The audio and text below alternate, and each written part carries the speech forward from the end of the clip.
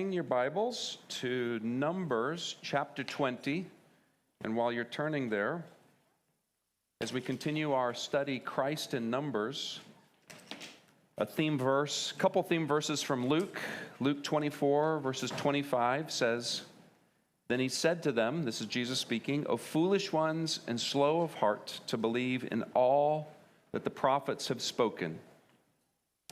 Ought not the Christ to have suffered these things and to enter into his glory? And beginning at Moses and the prophets, he expounded to them in the scriptures all the things concerning himself."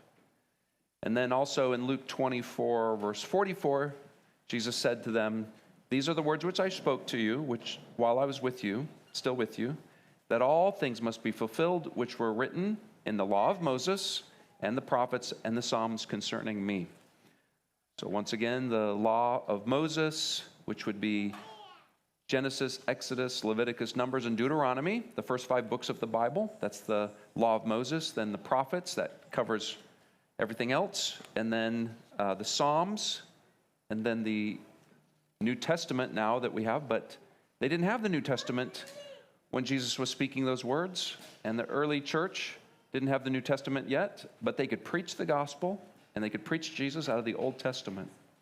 And so today, as we look for Christ in Numbers, I'm just going to give you a warning. We're going to find ourselves in Numbers, not just Christ.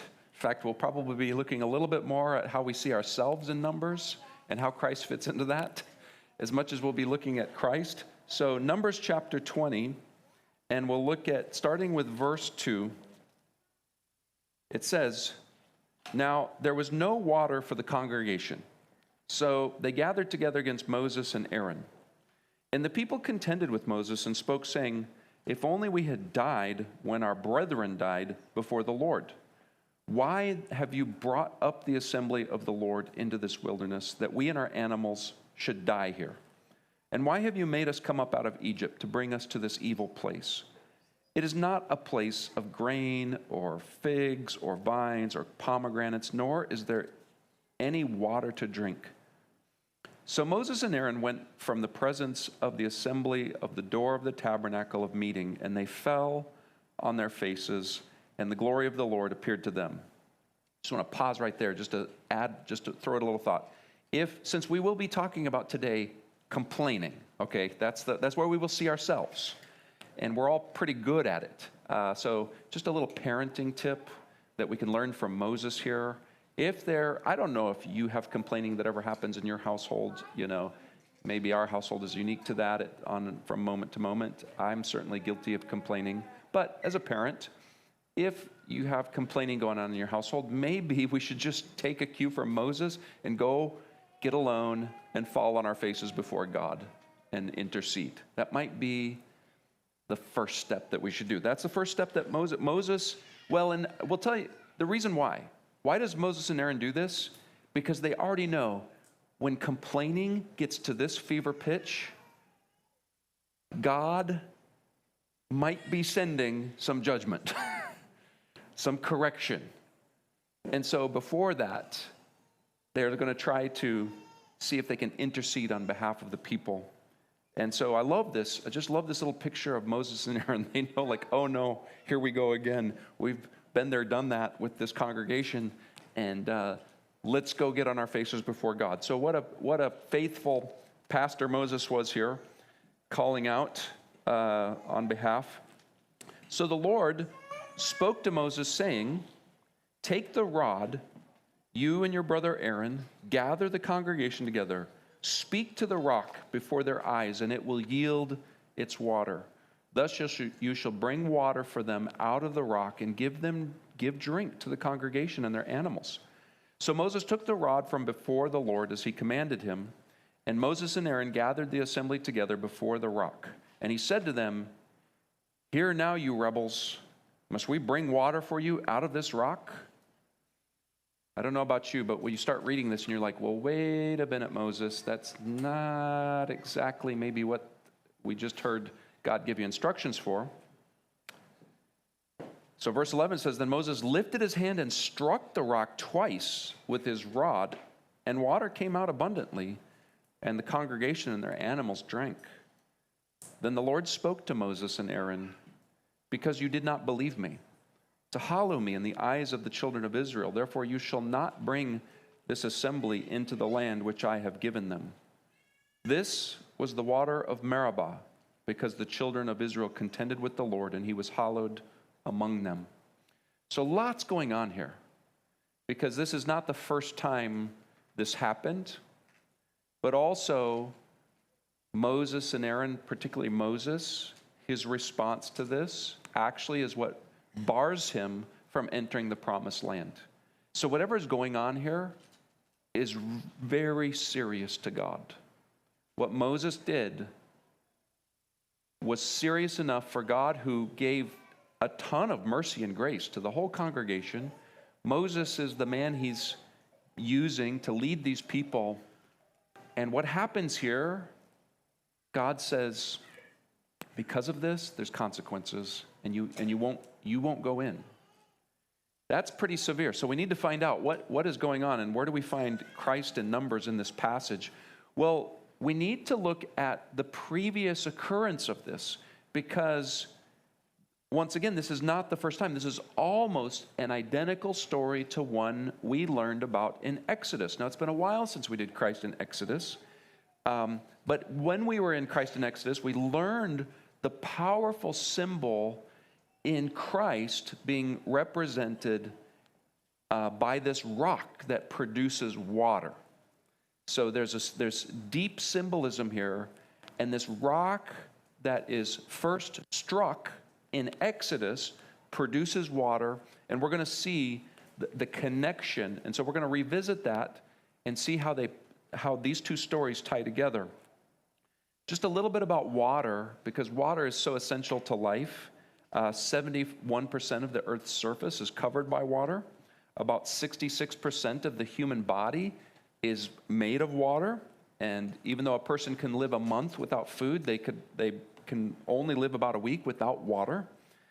And in the U.S., there are 400 billion gallons of water used every day.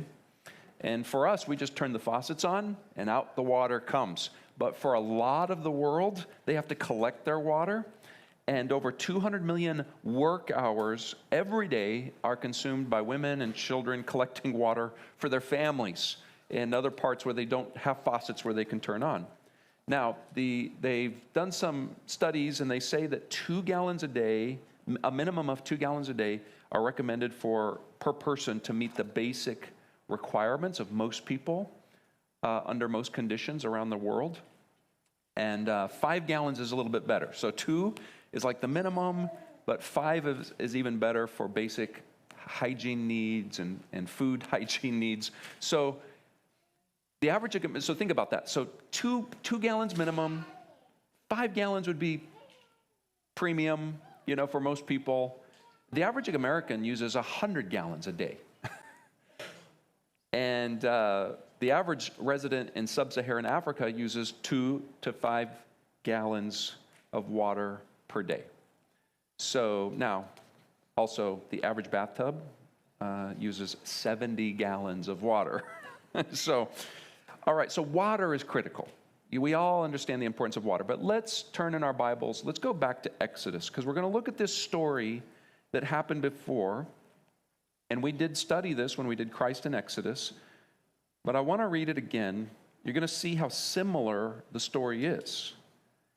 And we're going to see a similar lesson, but a little bit different as we find Christ in Numbers. So Exodus chapter 17, verse 1. Exodus 17, verse 1, it says, "Then all the congregation of the children of Israel set out on their journey from the wilderness of Sin, according to the commandment of the Lord, and camped at Rephidim, but there was no water for the people to drink. Therefore the people contended with Moses and said, 'Give us water, that we may drink.' So Moses said to them, 'Why do you contend with me? Why do you tempt the Lord?' And the people thirsted there for water, and the people complained against Moses and said, 'Why is it that you've brought us up out of Egypt to kill us and our children and our livestock with thirst?'" See this little mantra here, they were already doing it. This was their default. I don't know if they had a script writer for this, but this is what they went back to. Why did you do this? Why did you bring us out of Egypt? Did you bring us out here to kill us? This seems to be their ongoing complaint. So verse 4, so Moses cried out to the Lord, saying, what shall I do with this people? They're almost ready to stone me. And the Lord said to Moses, go on before these people and take with you some of the elders of Israel. Also take in your hand the rod with which you struck the river, and go. Behold, I will stand before you there on the rock in Horeb, and you shall strike the rock, and water will come out of it, that the people may drink. And Moses did so in the sight of the elders of Israel. So he called the name of the place Massah and Meribah, because of the contentions of the children of Israel, and because they tempted the Lord, saying, is the Lord among us or not? So Massah and Meribah, contention and this idea of testing. They tested God. They tested his patience. And so notice this is the same location. It's the same rock in Numbers, because it's referred to as Meribah. It already had been named because of this contention that Israel had with God and with Moses. And so God gives them water. And so as we look at the passage in Numbers, it's the second occasion that this happened. The difference between what we just read in Exodus and what we read previously in Numbers is this. Moses is told the second time he's not told to strike the rock, he's told to speak to the rock. And I'm going to talk more about that in a moment. Now, let's think about water coming out of a rock. How much water did Israel need? Well, Numbers 1, 45 and 46, which was about the numbering of Israel, says, so all who were numbered of the children of Israel by their fathers' houses from 20 years old and above, all who were able to go to war in Israel, all who were numbered were 603,550. So there's 600,000 men 20 years old and above, so that's not counting for all the males below 20. It's not counting for all the women of any age, or, so it's been estimated, and then it doesn't count the Levites. So it's been estimated that the population of Israel coming out of Egypt was possibly 2 to 2.5 million people. And that also doesn't account for the animals that were with them. Notice, if you remember in their complaint, where are we and our animals going to get water? Because they need water, but they also have animals that need water to live. So if we use the minimum of like 2 gallons of water per person per day, Israel would need 4 to 5 million gallons of water every day just to sustain the people. That's a lot of water. It's interesting is that even though God brought them into a desert with very little water, and sometimes no water, like in this case, in 40 years out in the wilderness, they never went hungry and they never lacked water. God always provided for them.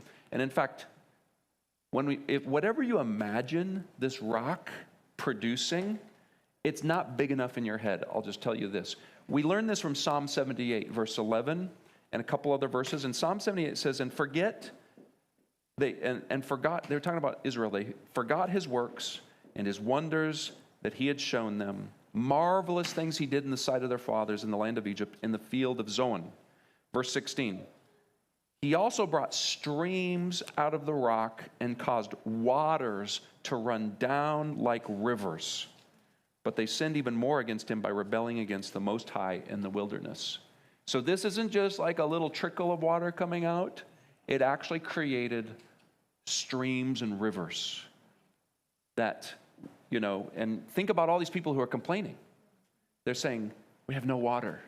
And they can look all around them 360 degrees. There's no rivers or water in sight. And then Moses strikes the rock in Exodus. It begins to pour out waters, torrents of water, creating a river through the camp.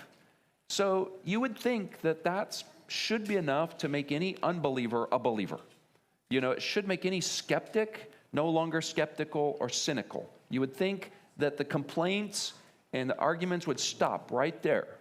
But now here we are in Numbers, which isn't that much time between the two stories. Even though we have Leviticus in between them, there's really not a lot of time, because when we get into Numbers, remember, we were in the second year and like the first or second month, so we're just in the second year of them being, so this all happens within a year's time.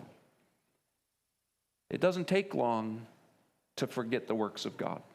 It doesn't take long to begin to question him and complain.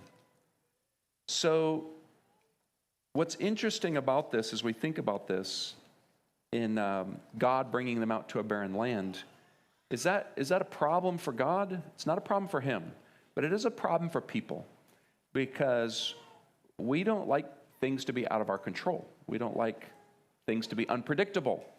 We don't like things that cause us to be vulnerable in this life. And we don't like to be in a situation where we don't know where the necessities of life are going to be coming from. So we're very insecure. We're very about uncertainty in life. And certainly as we think about ourselves today, it's strange because we live in one of the most prosperous countries in the world, and yet we still live with uncertainty. We still struggle with it. A large part of our population is not worried about food and water, yet there's no shortage of anxieties that still exist. Now we're wondering, how are we going to pay our cell phone bill and our children's cell phone bills, and the insurance and the mortgage and the car payment or the car repair. How are we going to pay these things? So we still have anxieties, but they're not even the basic necessities of life. And that anxiety leads, or what's also known as worry, because it comes from that insecurity. It leads to this anxiety or this worry that often results in fear. And then it's fear that often produces these complaints. This worry, anxiety, and fear is going to produce the complaints, then the blame, and then possibly the anger that comes out, which we see here. So we're just looking at a mirror when we look at Israel. Don't look at that and say, oh, I wouldn't have done that. This is showing human nature. And the thing about it is, why is that? Why do we struggle so much? Well, nobody really likes discomfort. Nobody likes suffering. Nobody wants that. Who would want that? I don't want that. Nobody does. And so but there's something that God knows about that. God knows that our physical suffering, trials, tribulations, difficulties, uncertainties really are effective at bringing to the surface what's inside. Whether it's faith, whether it's doubt, whether it's trust, whether it's fear, whether it's confidence in God, or whether our confidence and hope is placed in other things. So God knows that there's like one of many, but it's one of his best tools in the toolbox that he has to say, okay, let's just find out, let's just poke you a little bit and see what's inside. And out comes either faith and confidence in God, trust in the midst of the difficulty, or out comes anxiety, worry, blame, anger, all of these things that we're seeing in the book of Exodus, and all this in Numbers as well. So why do we behave this way? Why did Israel behave this way? Well, what happens is when a problem comes our way, it could be a small problem, it could be like a really big problem, but whatever it is, if it's creating suffering or discomfort in our life, it has the interesting ability to just fill the frame. Now that's a photography term, so if you like to do photography, that's one of the rules of taking a good picture, is fill the frame. Like, get the subject that you want, unless it's a landscape where you're trying to get everything wide. But if you're trying to take a picture of a certain person or an object, just fill the frame with it. And but this is what trouble does in our life.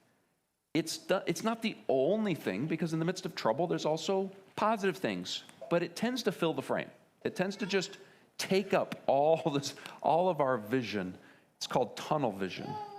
And then how we respond to that is usually naturally, but not supernaturally. So we have a natural response to these things. We have this tendency to not bring to mind in the moment what God has done in the past, and that he's still the same God today and tomorrow and the next day as he has been in the past. And this is what God really challenges Israel with when he rebukes them, because it's like they have seen the faithfulness of God time and time again in a short amount of time, and yet they continued to doubt him. So now trusting in God does not shelter us from difficulty, discomfort, pain, uncertainty in life. God doesn't promise that. We don't even see that demonstrated, Old Testament or New Testament, in the lives of people who love God. Loving God, trusting him, does not shelter you from these things. So the thirst, as we think about this story, what was mastering Israel at that moment was their thirst. And thirst is real. Thirst is legitimate. Thirst could eventually, if not quenched, cause death. So this comes down to, is God going to let them die of thirst in the wilderness? And the answer is, for those who trust him and knew what he was up to, no, he's not going to let them die of thirst in the wilderness. But he will let them be thirsty. You know, that's two different subjects there. He may let you be thirsty. He may let you feel the discomfort of not having water whenever you want. And of course, I'm using this more symbolically now, since we don't really have that trouble of not being able to find water, but there could be any other issues of your life. So the thirst is legitimate, but their response to that thirst was not legitimate. And that's the thing. The circumstances are one thing, how we respond to them is another, because that thirst wasn't imaginary, it wasn't made up, it was real thirst. And really, if you've ever been quenched for one reason or the other, it is very uncomfortable. You can be very miserable. It could even be deadly without water. God knows this. So this is not about, as we talk about trusting in God, we're not talking about denying real problems. The question is, why does God allow these real problems in our life? Why does he allow them to happen? And then how do we respond? And how are they ultimately resolved?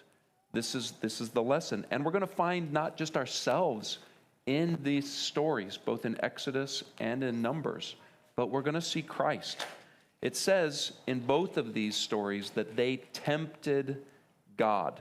What that really means is they tested him. They tested him because they had already seen his provision time and time again. And so it's this tempting, it's the same thing as saying testing, like testing God's patience, his forbearance, his long-suffering with his people. And how many times does it take? And how many times do we not learn our lessons? Are we different than them? Has God come through for you in the past at a time when you were desperate, when you were in a circumstance that caused your life to be squeezed? We don't like those times. I don't like those times, but I'll tell you, and you know when you've been in them, there's nothing like those difficulties, whether it's relational, whether it's financial, whether it's physical. God can use those things to squeeze some of the best prayers out of you that you ever pray, and some of the best focus on God that you may not have usually, like these trials and tribulations. But we have this tendency, just like Israel in the wilderness, where once we get through the trial, we then not only forget, but then the next time we encounter a trial, we panic. That's our knee-jerk reaction. Deuteronomy 6:16 says, "You shall not tempt the Lord your God as you tempted him in Massah." So Deuteronomy is the last book of the law, the 5 books, and Deuteronomy is kind of a repeat of the law and some wrap-up lessons before they enter into the promised land. And so that's a command. You shall not tempt God like you did. Exodus 17:7, once again, so he called the name of the place Massah and Meribah because of the contention of the children of Israel and because they tempted the Lord, saying, is the Lord among us or not? How many times do we think that in a trial? Is God really here? Does God really care? Is he really paying attention? Do I really matter to him? You do matter. He is here. But that doesn't mean he's going to solve all your problems just like this without trying to teach you something and bring something to the surface that he wants to deal with in your heart. And he's trying to train an entire nation here to trust him. What should they have done instead? Think about that. What could they have done instead? Instead of just, and by the way, complaining is infectious. So if you're around complaining people, you'll tend to it'll agitate you, and all of a sudden you'll be feel freer to complain and to grumble. And the good things don't get the traction that the bad things do. It's just part of life. The good stuff, just like a garden that you're growing, the good stuff takes more work. The weeds just grow, and complaining just grows, and it spreads. So if you have a group of people that begin to complain, all of a sudden, there's just this crescendo of complaining that happens. And you could find yourself as a lone voice in the midst of that, saying, wait, we need to trust in the Lord. That also happens in the book of Numbers when the 10 spies are sent off into the promised land, and they come back, and 10 of them are complaining. And there's only 2, Joshua and Caleb. They're saying, no, don't listen to these guys. But the 10 complaining swayed a whole generation in the wilderness. But the 2 who trusted the Lord, it didn't have the same effect. They kind of were lone voices. And then that also brought a judgment, but that's for another lesson. So as we think about Christ in Exodus, we certainly see us in the story, but where do we see Christ? So let's turn to 1 Corinthians chapter 10. Because this verse applies to both Christ in Exodus here at the rock, and it also applies to Numbers. Because we're going to see this connection so that you can see I'm not just making it up. I'm not just saying, hey, this rock in the wilderness represents Christ. Well, who says? God says through an apostle. So don't take my word for it. Let's take his word for it. 1 Corinthians 10, verses 1 through 4 says, moreover, brethren, I do not want you to be unaware that all our fathers were under the cloud, all passed through the sea, all were baptized into Moses in the cloud and in the sea, all ate the same spiritual food, all drank the same spiritual drink, for they drank of that spiritual rock that followed them, and that rock was Christ. Now, Paul was not saying that the physical rock was Christ, but that spiritual food, which we're going to be talking about a little bit later, and that spiritual water that they drank was representing Jesus. He's the true rock that gives what we need. And there's a spiritual metaphor. Now, how do we know that Paul's spiritualizing it? Well, let's skip forward to verse 11. 1 Corinthians 10, verse 11. Because he goes on to talk about other things. I wanted to stop there right about at the water and the rock. But in verse 11, he says, now all these things happen to them as examples. Now, I don't know I'm reading from the New King James, so the New King James says examples. But the word in the Greek is tupos, which is the word type, which means it's a metaphor, it's a type, it's an analogy. So he's basically saying all these things happened as analogies, as metaphors, as types to teach us something about our relationship with God, and in this case, our relationship with Jesus. God intended it. He's not just like, God could have made water just come bubbling up out of the ground if he wanted to. He could have made a deluge of water come down from the sky. And there's all sorts of ways that God could have provided water, but he set up this scene with a rock and Moses striking it, and water pouring out of a rock, which is very unusual. It's not generally, it's like a big spigot, with no plumbing. And you're just wondering, what in the world is happening? This is God giving us a type. He's giving us a metaphor in the Old Testament to point ultimately to Jesus. And that is what Paul is saying here in 1 Corinthians. So the first time God told Moses to strike the rock. Why? Because the analogy there is Christ was struck for us on the cross.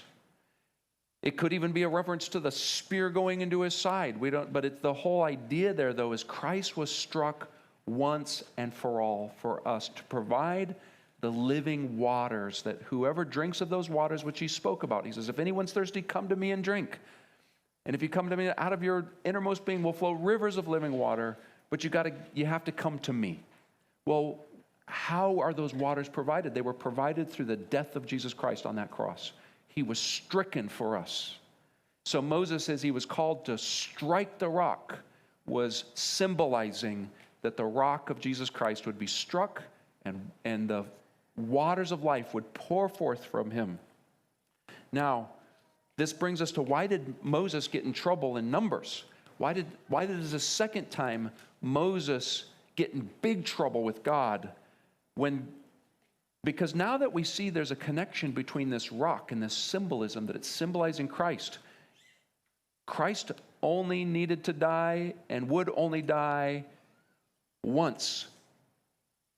He doesn't need to be struck twice or 3 times, and this is for every one of us for our benefit. We actually read about this, the symbolism here, when God says, okay, you need water, we're going to go back to this rock, but it's already been struck. So if you're thirsty and you've already benefited from the striking of the rock, then what do? You just speak to the rock. You speak to the rock, and it will produce water. You see, Moses ruined the illustration because he never spoke to the rock. He spoke to the people instead. And he chastised them, and he got angry. And he took the rod, and he struck the rock twice. We don't even know why he struck it once, much less twice.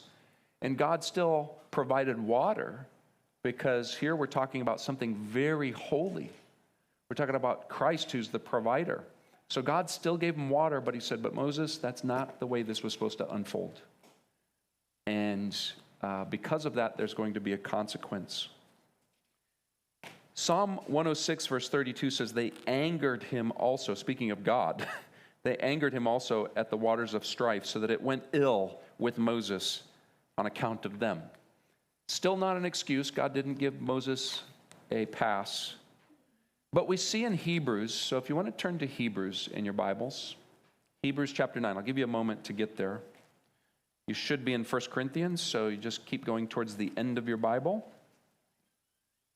Not all the way to the end, but you can find Hebrews chapter 9. And then in verse 26, let's do verse 25. It says, speaking of Jesus, not that he should offer himself often, as the high priest enters the most holy place every year with the blood of another. He then would have had to suffer often since the foundation of the world. But now, once at the end of the ages, he has appeared to put away sin by the sacrifice of himself. And it has been appointed for men to die once, but after that, the judgment. So Christ was offered once to bear the sins of many. To those who eagerly wait for him, he will appear a second time apart from sin for salvation. And then let's look at chapter 10, verse 12. He's going to reiterate this. He says, but this man, after he had offered one sacrifice for sins forever, sat down at the right hand of God.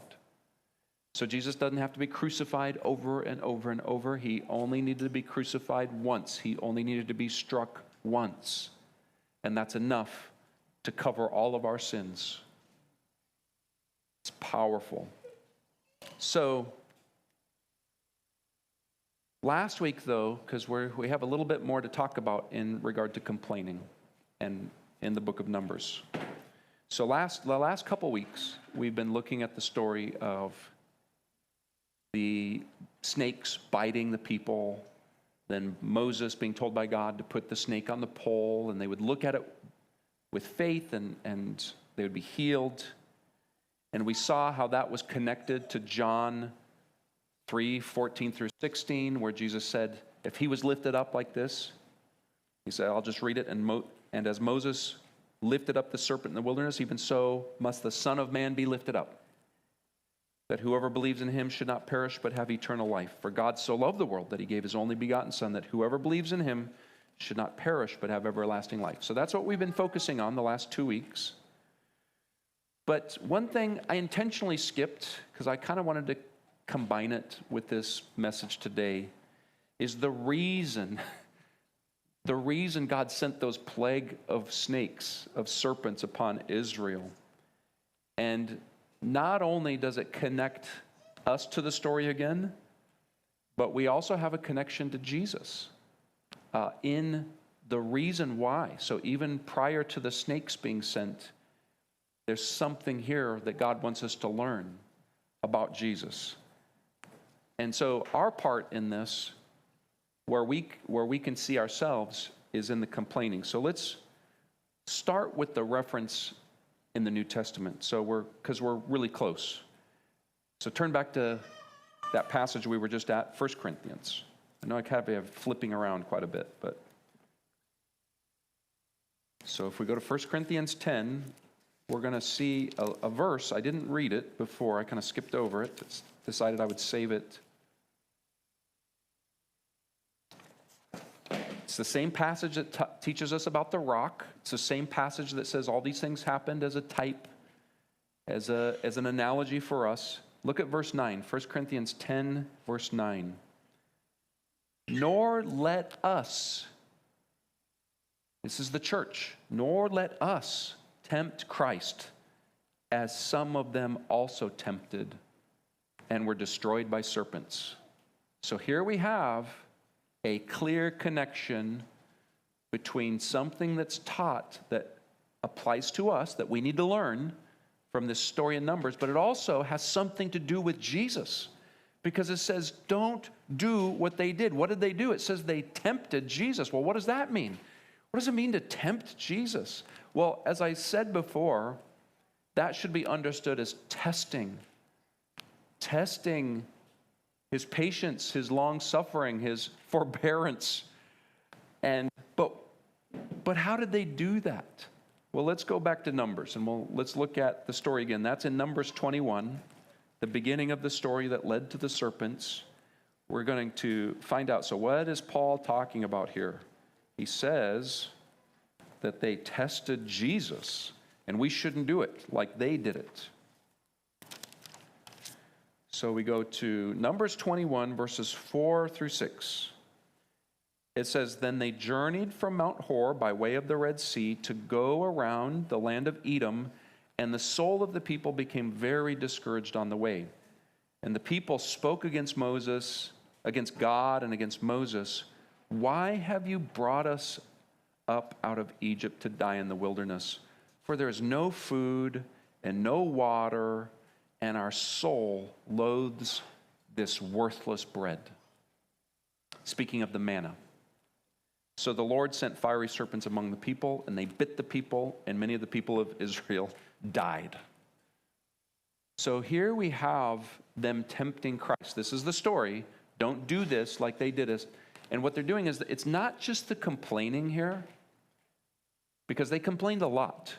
And oftentimes when that complaining got to a certain level, then God brought some sort of correction. Out of love for them, he brought correction. In this case, he sent these fiery serpents. So the key here in them tempting Christ is their comment about manna. They said, our soul loathes this worthless bread. Now, just as Moses had a role to play, that God was using him to demonstrate pictures of Jesus Christ, we know something about manna. What does manna represent? Represents Jesus.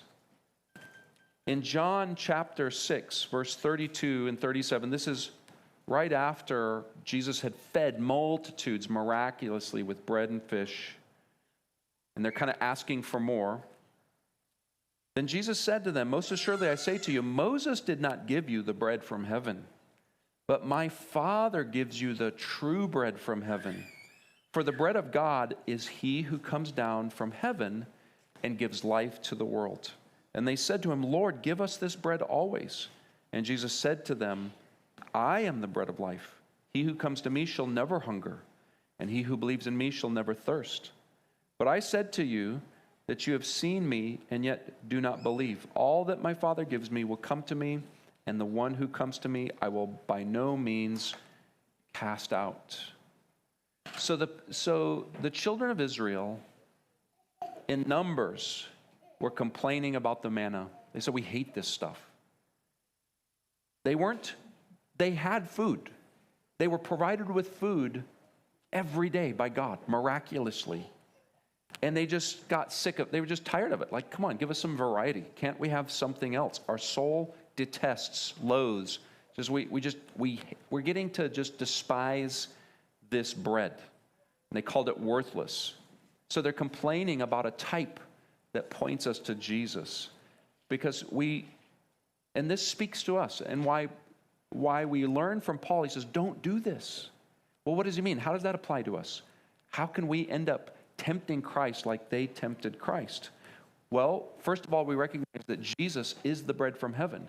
He is the one who is sufficient for our spiritual needs, for our salvation, for our spiritual sustenance, for our journey to heaven. He is sufficient, 100% sufficient. We don't need anything else but Jesus. But what happens if you start going, Jesus, Jesus, Jesus, that's always the answer. Gosh, every time there's a problem, Jesus is the answer. Every time I'm like, Jesus is the answer. You know what? You could have the attitude just as they did. We're like, I'm just kind of tired of hearing about Jesus all the time. Now you're tempting Christ.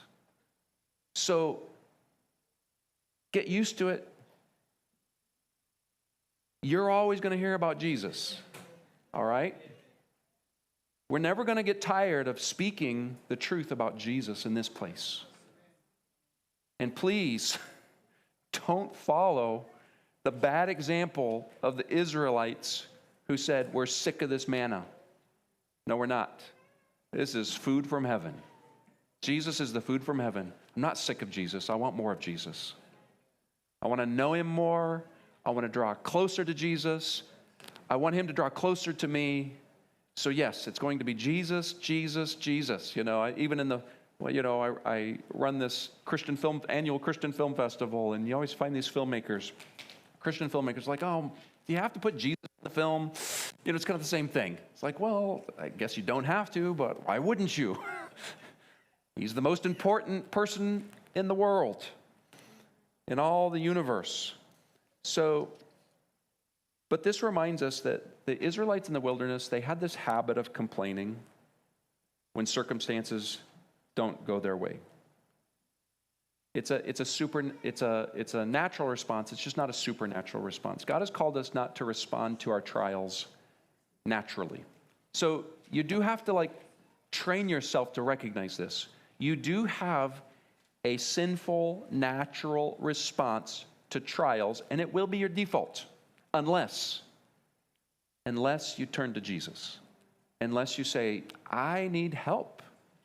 I don't know how to handle this. I know I'm supposed to have faith. I know I'm supposed to trust the Lord, but just beginning to take it to the Lord is exactly what I asked that question. What should they have done? What should they have done instead of complained? Well, they could have all got together and started singing praises to God.